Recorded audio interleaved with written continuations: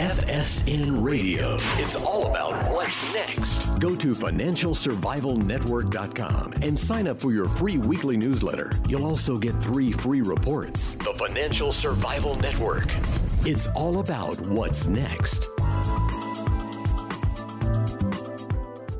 Welcome. You are listening to the Financial Survival Network. I'm Kerry Lutz, and today's May 2nd, 2017. Well, what's going on with Trump? Will he succeed? What is his biggest obstacle facing him?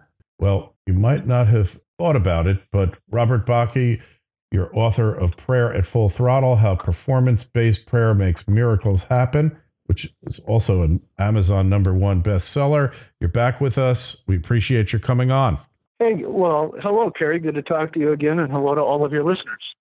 Hey, so looking at your premise here, you believe that the downfall of the republic, or the country, if you will, started in full earnest back in 1954 when Senator Lyndon Johnson passed the Johnson Amendment. Can you just explain that? Well, sure. It's interesting. Most people have never even heard of the Johnson Amendment. But as I work my way into that, everyone must remember that America was founded as a Christian nation, and that the founding fathers worked very, very diligently to get the appropriate Bible scriptures woven into our 3 primary founding documents. And it was those biblical principles that launched the most prosperous nation that the world has ever seen. And as we have removed those biblical principles, the nation has declined on many, many fronts. And so one has to ask,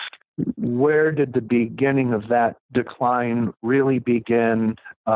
What might have triggered the beginning of that disappearance? And there's a good argument that a significant influence in all of that was the 1954 Johnson Amendment. Now, most people, and quite frankly, most pastors, aren't even familiar with this, but here's what happened. In 1954, Lyndon Johnson, who would become later on President Lyndon Johnson, just to be clear, this is the same man. Lyndon Johnson was in a Senate fight for his Senate seat up against a fellow Texan named Dudley Dougherty. Now, what's interesting is Dudley Dougherty was being funded by a nonprofit organization. And so in an effort to remove his funding from his campaign, Senator Lyndon Johnson, who was also House Minority Leader at the time, quietly proposed a change in the tax code whereby nonprofit organizations would not be allowed to financially support political candidates. There was no debate on this amendment whatsoever. And as a sidebar, no churches and no pastors were even involved. But the proposed amendment went through undebated and became law. And when it became law, what the new law stated was that nonprofits, churches, and pastors, all of them, would no longer be able to provide verbal or financial support to any political candidate.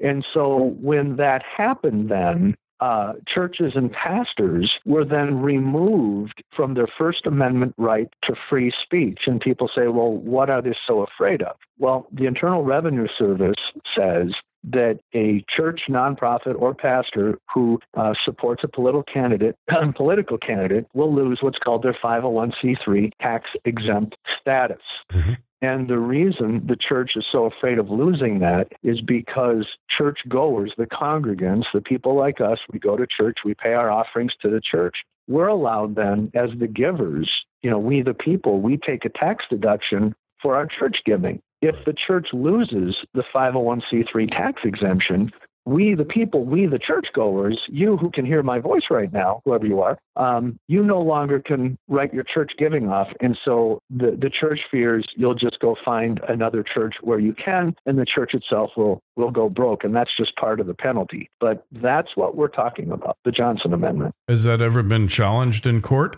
It's been challenged a number of times, and it's funny because we've done this interview a lot, and there's been an argument as to whether or not a church or pastor has ever actually lost their tax-exempt status. But, it's kind of irrelevant, because when the IRS comes after you and you have to hire lawyers, which, by the way, I don't want to get, when people say they've never seen it taken away, I have a close personal friend with a massive church who was challenged back in 2009, and it was horribly expensive in legal fees. The media got involved. The church took an absolute thrashing because of the way the media portrayed it. In the end, did the church lose its 501c3? No, not in this case, but they spent a fortune fighting it. They got a lot of bad press for going political, and it just, quite frankly, keeps people at bay. I think the sad part of it is the First Amendment allows people the right to free speech. Can you imagine,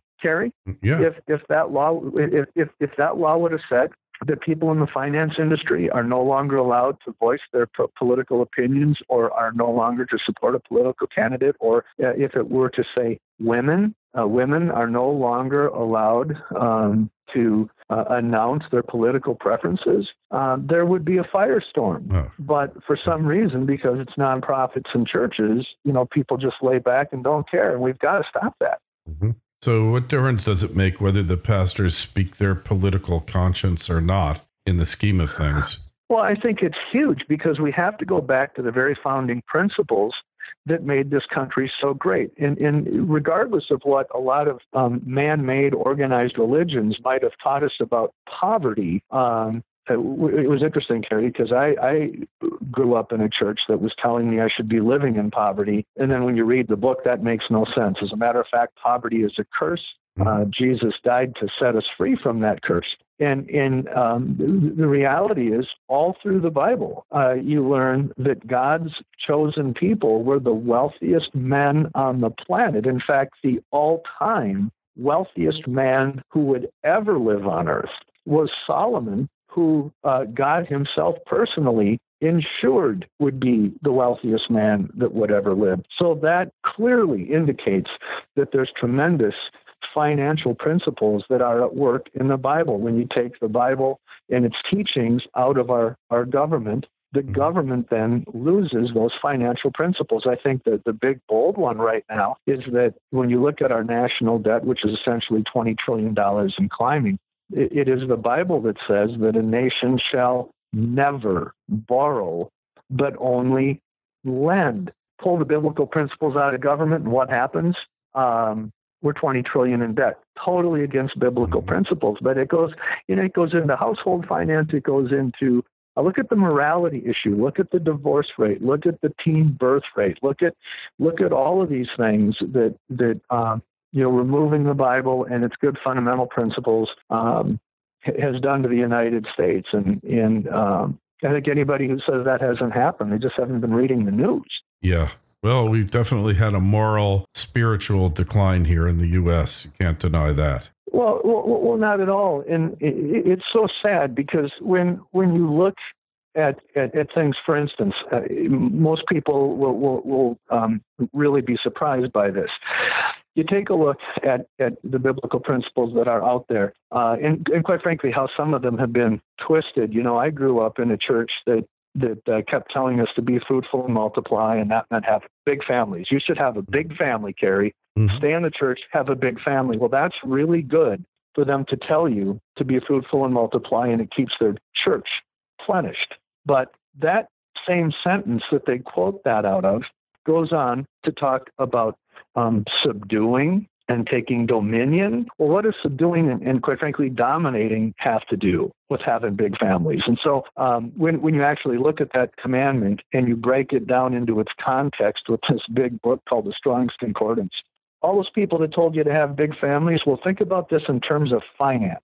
This is what God's first command was: to prosper, to grow, to increase, create abundance, excel, overflow, conquer, and reign. Well, when you think about accomplishing, overflowing, accelerating, conquering, and reigning, that is a much stronger platform to stand on than the platform of the last 8 years, which were class warfare, and you're a victim and you need the government to survive on, and, live off the entitlements. That is going the exact opposite direction of what made America the great country that it was and that it's going to return to be. All the more reason when Donald Trump said, and I quote, he is going to destroy the Johnson Amendment.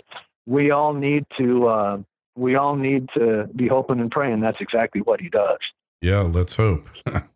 Well, I'm not sure of the magnitude of it, but I understand your argument. What do you think that cleared the way for removing prayer from schools? Well, I think absolutely did, because the churches and the pastors, they can't rise up against that. In fact, the 501c3 says that they cannot even support or oppose any proposed or pending legislation. So when you're going to take the Bible out of the schools, when you're going to take prayer out of the schools, when you're going to have any battles like that, the church just sits back in fear, and that's it's a fracturing of First Amendment rights, and it needs to be removed.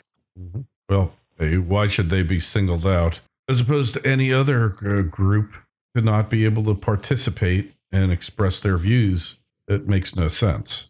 Well, it doesn't, and that's why I mentioned some other groups.